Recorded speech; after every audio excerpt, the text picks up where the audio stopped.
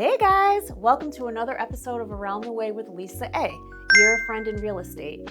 And as always, if you or someone you know is thinking of moving to or from the Southbury, Naugatuck Valley area, or anywhere in Connecticut for that matter, please click the link below. I would love to add you to the list of hundreds of families that I have helped with their real estate transactions, and I would love to add you to our client family. So do me a favor and just click the button below to subscribe. Today I'm joined by gubernatorial candidate Josh Elliott.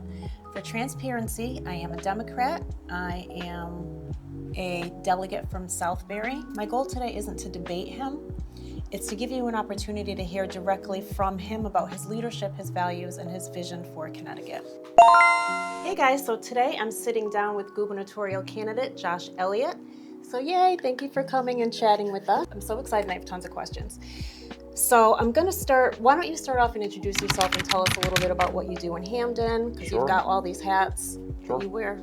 I am a 5-term state rep, so I've been elected for 10 years. I live in Hamden. The reason I live there is because my mother and I co-own a little grocery store called Time and Season. I went to Quinnipiac Law School, and I am an attorney, but I don't practice. I basically, all my time is used for the politics and the business right now. I started my political journey by challenging the Speaker of the House, who was my representative, feeling as though he was holding us back from implementing paid family and medical leave. Who was the rep at that time? That was Brendan Cherky. Okay. And funnily enough, he actually moved to Guilford about a mile away from where I grew up. And he was holding us back from things like increasing the minimum wage and implementing paid family and medical leave. So I was very motivated to run for office for economic reasons, very similar to why I'm running now, for economic reasons. And fast forward 10 years, my first term, I started the Progressive Caucus. In my third term, I was chairing the Higher Education Committee. Question, I don't mean to interrupt you. Please interrupt me as much as you want. What exactly is the Progressive Caucus and what does it do? So the metric that I used for whether or not somebody was going to be a part of the Progressive Caucus was whether or not they believed that our tax system was unfair. That the fact that the more money you make in our state, the less you pay as a percentage of your income to state and local taxes, whether or not that as a premise was unfair.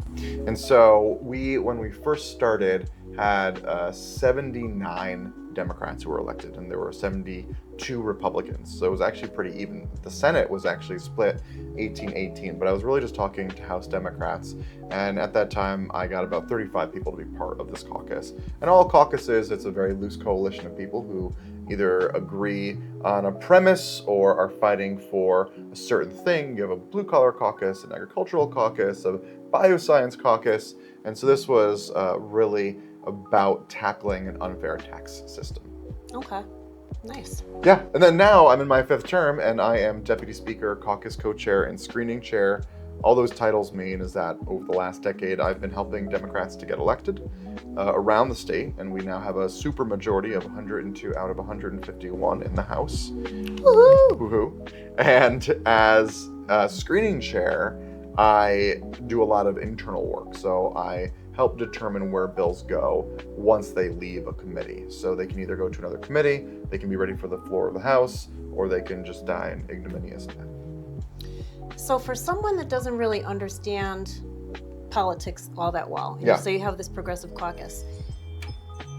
That's my Ring camera at home. Oh, So it's at the front door. Maybe they're bringing you a check, Ed McMahon, you're winning $1 million. That sounds nice. So you say that you got these like-minded people together that basically it's unfair taxation. Yeah. So what does the caucus do to change that? Have you had any success doing that? Well, we've had success legislatively in that we have gotten bills out of the Finance Committee. So I am on 3 committees. I'm on the Public Health Committee, I am on the Judiciary Committee, and I'm on the Finance Committee. So in Connecticut, in our legislature, the money in and money out, 2 separate committees. What we spend is appropriations, what we take in is finance. So I'm on finance. When you're looking federally or even other states, it's usually the Ways and Means Committee, meaning that it's both what you take in and what you spend. We bifurcate the two here. So we have gotten bills to help our tax system, whether you're talking about permanent and fully refundable child tax credits to help working families out, or you're asking the wealthy to pay more in, to send more money back to municipalities, to invest more in education. There's a range of things that we could be doing, and the governor has basically halted our ability to put any of these into reality, into law, and that's a big part of why I'm running. Okay, good. That was my next question. We're going to get to Lamont in a minute. Great. So as you know, I'm a real estate agent and I talk to people all the time. Yes. So if I could bring in home buyers, veterans, I'm passionate about that, retirees, young families, small business owners, what would you want them to know about you that they'll never hear in a campaign ad? That they'll never hear about me? Not from an ad anyway. It is interesting. So there's a big difference between running for state rep and running for governor. So I've run for state rep 5 times. And 24,000 constituents is what makes up a district. And because it sounds big-ish, but you can have a lot of individual relationships and have a lot of individual conversations with people at doors when you're out, when you're a state representative. When you are running for a bigger seat, like a statewide, you are really leaning into creating this sort of idea of you. And so I would say what people aren't going to know is that I come off kind of bro-y. Which is a good thing. Which is whatever. It It's is who you are. But the thing is, it's not really who I am. But it's only, you think I'm bro-y? Oh, that was interesting, that reaction. I think that you're very personable. So you I would just say have I'm that personable. vibe that you feel like you treat everybody like they're your old friend, But I I'm guess. also a massive nerd, and you're just, that's not like what we're getting through on the campaign. There are very specific policy reasons, things that I see that we operate structurally that feel deeply unfair to me. And so that is the core of why I do this work. That might not come out in our ads, because our ads, when people see them and see the presentation, it's going to be 60 seconds for here's the bio of who I am, here's the context of the race, here's the difference between the candidates. We'll have a bunch of ads that will show how different we are on policy and try to motivate people that are already on board, a whole range of things. But it won't really delve into who I am as a person, but I'm very mission oriented. And for me, this campaign is less about winning a seat and more about trying to accomplish the things that I'm talking about. Where I find, and I know we're going to talk about my opposition, where other people will use platform as a way to get elected. I use platform as a way for people to see what I want to do. And these are two very different takes on politics. And I have to say, you work really, really hard. We had met at a Democratic town meeting, and you came in and you talked, and you're very passionate when you talk, and you can tell that you mean what you say, and it's really no BS. Which brings me to another point. So you've literally knocked on thousands of doors, yes. And you've gotten to the point where because of that, you've raised enough money to unlock the public financing for, I think it's the first time in history, right? Or second time? So it is the second time that a Democrat has raised this money. A handful of Republicans, the only other Democrat was Dan Malloy. This program that we're talking about has been around. Do you want me to just take over and start talking? Yeah. Okay. So the program has been around for about 20 years. The reason that we have it is called the Citizens Election Program. It is state financing of campaigns. Because generally what happens is that a candidate will have to go and talk to donors and try to get millions of dollars to run a campaign like this. Here in Connecticut, and this is because we had a governor who was sent to prison for bribery, that was Roland about 20 years ago. At the time, we had a Republican governor and we had a Democratic legislature come together saying, well, we can't have that happen again. We need to make sure that the way people are navigating political work is to help the most people. And we came up with what is the best program in the US. So what I had to do to get this grant, and I'll say how much I'm getting in a minute, is I had to raise a certain amount of money, predominantly, at least 90% from people that live in Connecticut. And the people that contributed could give no less than $5, but no more than $340. So it's not like I can pick up the phone and get a $20,000 check, a $500,000 check. This was a lot of people that had to contribute, and I had to raise $335,000. And I raised more than any other candidate in the history of the program, because the most anybody had raised before was $250,000. Because we started a little bit later last year, there was an inflationary adjusted amount that meant we had to raise more than anybody else. Everybody else who has done this program got that money before middle of January. It's because the way the law was written was very poor, and it's read in a very strange way. All that said, we raised the most of any candidate ever, and now we're going to get a grant of $3.75 million. And that's amazing. Yeah, I mean, especially when you look over the past 11 months, because we announced sometime mid-July, so closing in on a year, we've spent $350,000 or so. The governor has spent about $3.5 million already, and we're already right behind him in terms of polling. And we're going to have another just shy of $4 million to spend over the next 4 weeks, and the vast majority of people, when they're voting in a primary, don't make up their mind until the last 4 weeks. So the timing is pretty good for us, feeling pretty good, and it was just an incredible amount of work to make this happen. So that was my next question. Knocking on doors, what have you learned, and what are people like yearning for in a candidate? Because it takes some balls, excuse my French, to go up against. Is balls French? It is today. To go up against a candidate or a governor that's pretty popular. Yeah. And I think there's a lot of people who don't know the behind the scenes stuff, because they just see the face, he's been governor forever, we'll vote for him, great. Yeah. So we'll talk more about that afterwards, but what have you learned from people knocking on doors, and what are they telling you that they want to see that they haven't seen out of the governor, or out of a governor? In terms of door knocking, I usually have a base of a minimum of 5,000 doors that I'll try to knock for every state rep cycle. Because of this is a statewide race, of course I'm talking to lots and lots of individual people, because there are two main components of being able to run a competitive race. I had to be on the ballot, and I had to have money, and I've been able to do both. The being on the ballot was the other big fight, and that was when I met you for the first time, was going around the state and talking with Democratic town committees. There are 169. I have been to 136 of them. And if I could have gone to every one, I would have, but not everybody wanted me to come to the DTC. So I was having basically the conversations that I would be having at a door at Democratic town committee meetings instead. Because I strategically had to be talking with individual people in that way. Now, the way that the campaign is changing over the next month, it's about being in front of even bigger groups of people, because it's about just making sure that people know who I am. So there was a lot more of question and answer and engaging of people when I was doing the DTC tour. But what I find, again, the difference between this campaign and other campaigns is that generally speaking, I prefer to listen. And so that has given me the opportunity to really know what people are thinking and feeling across the board over the last decade. For this campaign specifically, it is more talking, which I don't find comfortable and I don't love, but the fact is that people also don't know me, need to hear about me, of me. And if I'm in bigger group settings, it doesn't really work if I'm just asking. I do need to let everybody know what I think, for better or for worse.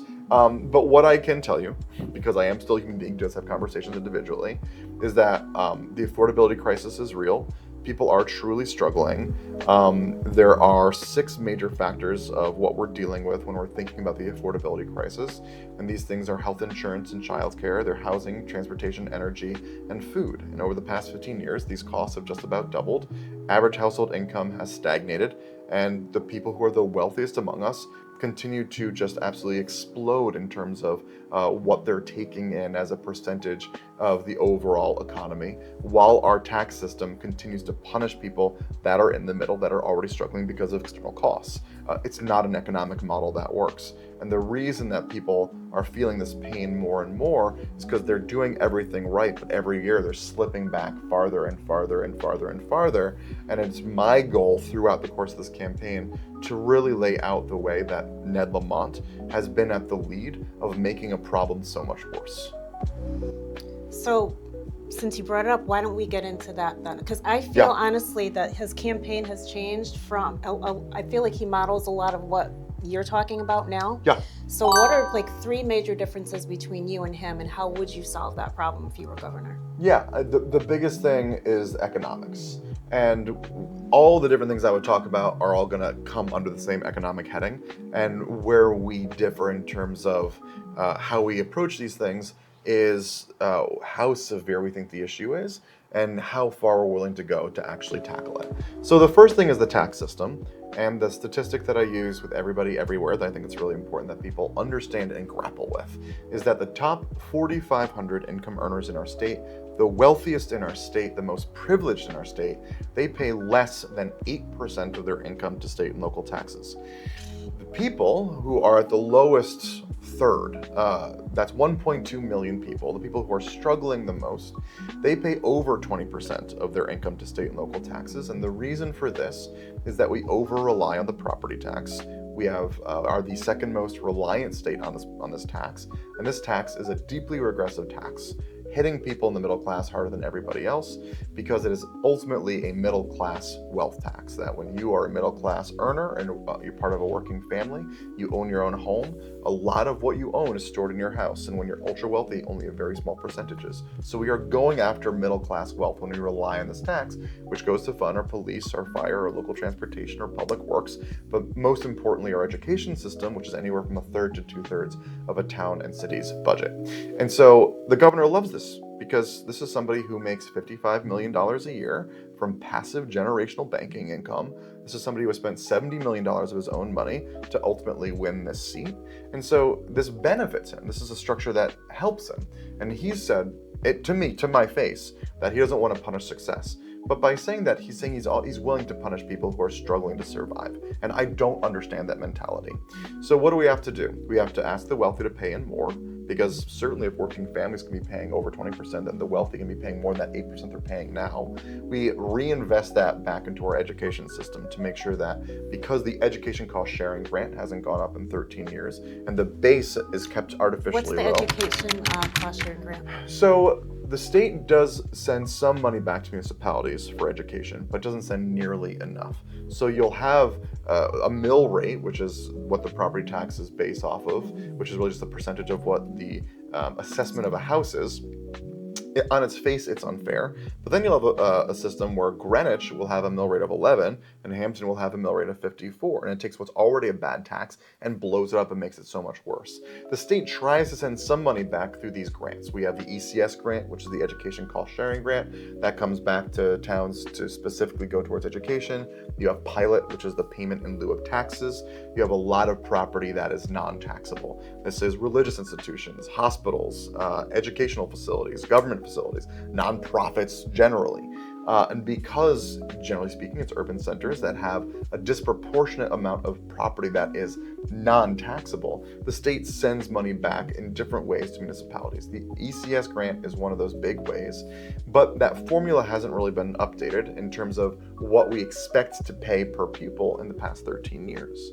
And so places like Bridgeport and Waterbury really struggle because they have an incredible amount of need, and we can blame our cities for not doing a good enough job. But the fact is that because of the model that we've set up, they are set up to fail. Unless we're sending billions of dollars back, which we're not doing, then we are crushing people. So Ned Lamont has actually been at the helm of the largest tax increase for working families that we've ever seen. But what he wants to do is spin it as though he's part of the biggest tax decrease, the biggest tax cut. Because what he pushed for was a very small sliver of a cut for the income tax at the middle level. But what he ignores is the fact that we are sending less and less money back to municipalities, because as costs increase, we're sending only this much back. And towns have to absorb that cost. And what they're doing is they're ratcheting up the property tax, which is regressive, or they're cutting their teachers' positions and having class sizes explode. This is not a system that's working. And that's the biggest thing. Ask the wealthy to pay in a little bit more. I'm talking about a 4% surcharge on people making $1 million or more, sending it back to our municipalities. I'm talking about a permanent and fully refundable child tax credit of $600 per kid to help out our working families. We're the only state in the Northeast that doesn't have this. I'm talking about a fully free breakfast and lunch program for K through 12, where the governor's been killing this every year. And only during an election year does he allow breakfast to go through, but you need to have lunch too. That's what I was just going to say, because I thought I heard him say that he was going to do the breakfast, and I remember, didn't he not want to do that That's before? right. So, That's right. Okay. And it's because there's a cost to it, and he just doesn't see the value of that, spending that money, because he sees the budget of the state as being black and white, and he's just looking at that bottom number and not really contending with how people are struggling. So the ultra wealthy, this is a 0 on a screen, but for everybody else, this is the difference between whether or not you can survive here. When we're talking about energy, I'm talking about ensuring that we have a model for public energy, which exists in the US. 30% of energy is distributed publicly, 70% is done privately. Most of the energy here is done so by UI and Eversource, the way it's distributed, and they have a massive amount of profit built in. The CEO makes over $15 million a year. They just recorded profits of $1.69 billion. And so the governor, recognizing that people are getting angry, saying, oh, this is unfair, but then he actually doesn't have any solutions. And he's running on this whole package of energy reform. But if you look at what the reforms are, they don't really do anything. And one of those things is every 15 years, bring Eversource in and explain why they make so much money. Right, exactly right. And so he wants to jump on this idea of economic populism or populism generally, but there's no substance behind it. And that's fine, because I can just point out the fact that there's no substance, and there's really nothing that he can do to defend that.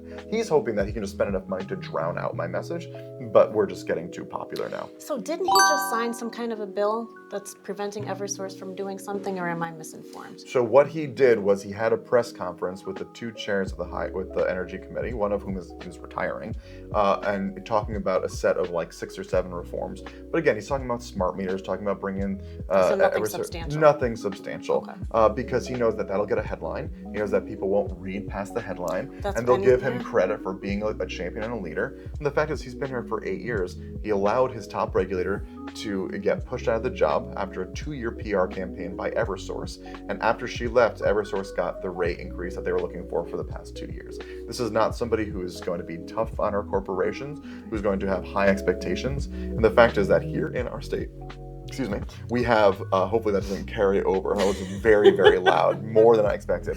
Totally fine. We have 6 towns that deliver energy publicly. You include Wallingford and you include Groton, and places where energy is distributed publicly, it is 30 to 40% less expensive. And so this is a model that we should be moving toward, and it's very possible. And over the last 20 years, about 60 towns across the US have tried to move towards this model. And in places where it's done, it's only been successful 9 times. And the goal is to look at the ways that it's been successful and learn from the ways that it wasn't, because we know it's possible. That's the first thing to recognize. And what the governor's team is trying to do is say, oh, everything that Josh, I want to do is pie in the sky, it's not feasible, Ned does, and Josh only talks. But the fact is that Ned Lamont has stood in the way of every single policy reform that we're talking about, and then they say that he's the one that gets things done. I just find that ironic. Well, things don't lie. I mean, it's there in black and white, right? Especially if you've been a state rep, then you have access to all the things that are getting blocked, so Yeah. you would know. Yes. Okay.